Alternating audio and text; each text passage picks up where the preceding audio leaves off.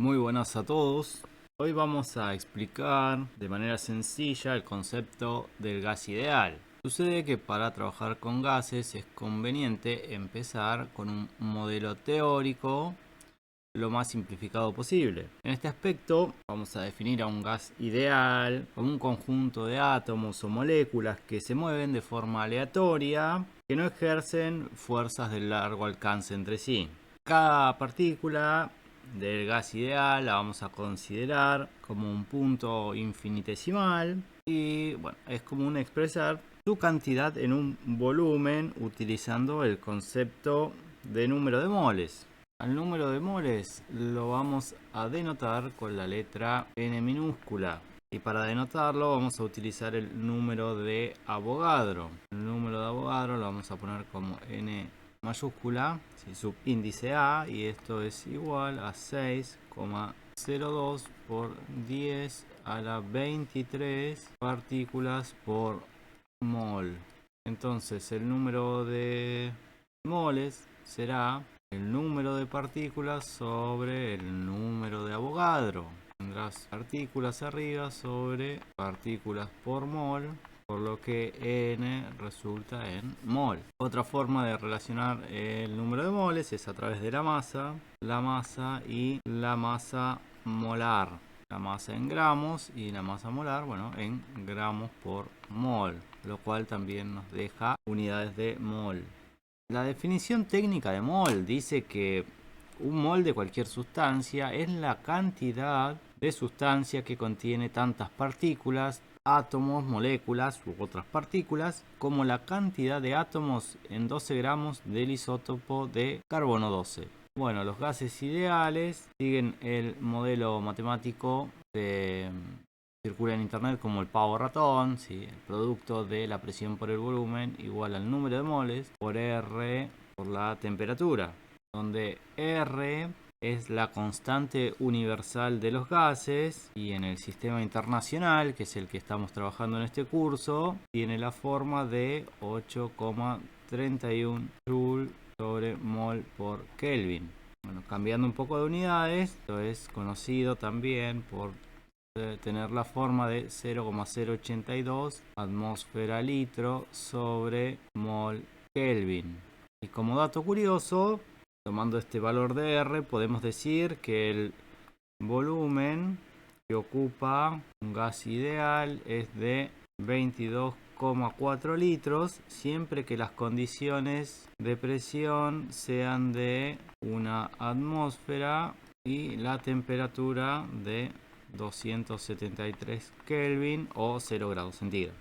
Bien, a raíz de la experimentación se ha llegado a la ecuación de los gases. Esto ha sido de la siguiente manera. En primer lugar tenemos la ley de Charles, que trabaja el gas a presión constante y nos dice que a presión constante el volumen es proporcional a la temperatura absoluta.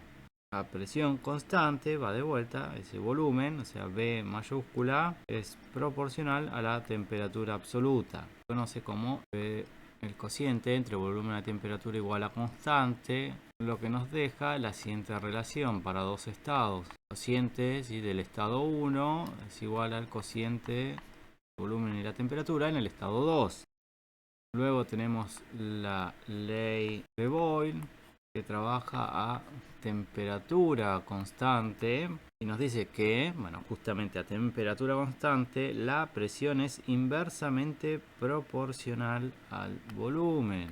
Quiere decir esto que la presión es igual a una constante sobre el volumen, o bueno, el producto P por V es igual a constante. Es decir, tomando dos estados, nuevamente la presión en el estado 1 por el volumen en el estado 1 tiene que ser igual a la presión en el estado 2 por el volumen en el estado 2.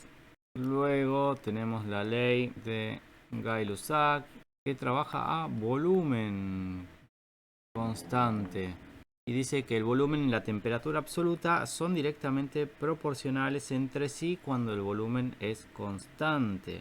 La presión igual a una constante por la temperatura absoluta. De nuevo, tomando dos estados, esto será la presión 1 del estado 1 sobre la temperatura absoluta en el estado 1 igual a la presión en el estado 2 sobre la temperatura en el estado 2. Acá sale la equivalencia de que P sobre T es igual a la constante K. Finalmente tenemos la ley de Boyle-Mariot con 2T, que relaciona el volumen y la presión de una cierta cantidad de gas, manteniendo la temperatura constante.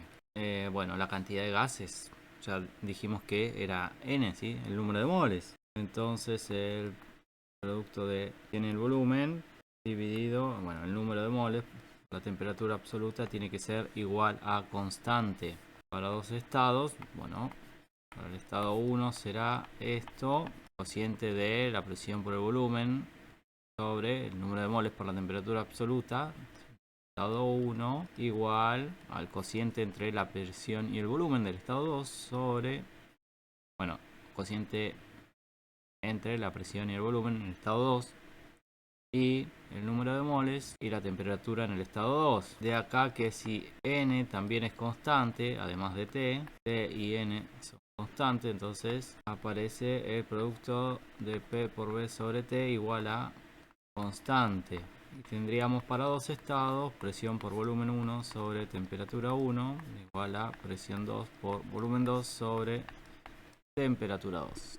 Y bueno, este ha sido un pequeño análisis del gas ideal y su comportamiento, que espero que te sirva para estudiar, para entender mejor el libro. Nos vemos en la próxima.